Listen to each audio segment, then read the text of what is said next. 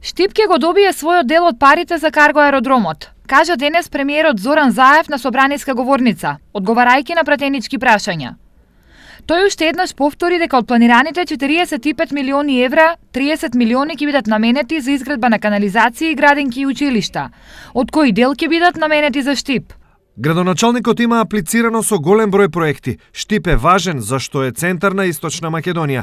Болницата во Штип се гради во полнек и паралелно се прави набавка на опрема. Исто така се работи на брана и систем за прочистување на водата од Злетовица.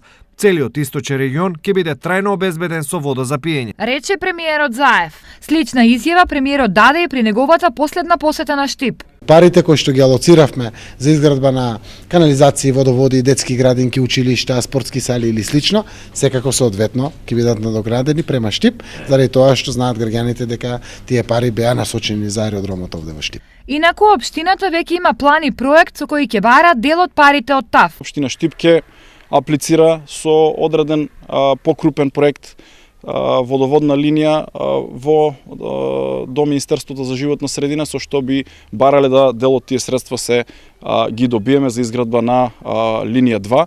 Инаку карго аеродромот требаше да се гради во близина на селата Мустафино и Врсаково. По одлуката истиот да не се гради, плодното земјоделско земјиште ќе биде дадено на земјоделците, по оглас кој ќе го распише Министерството за земјоделство, шумарство и водостопанство.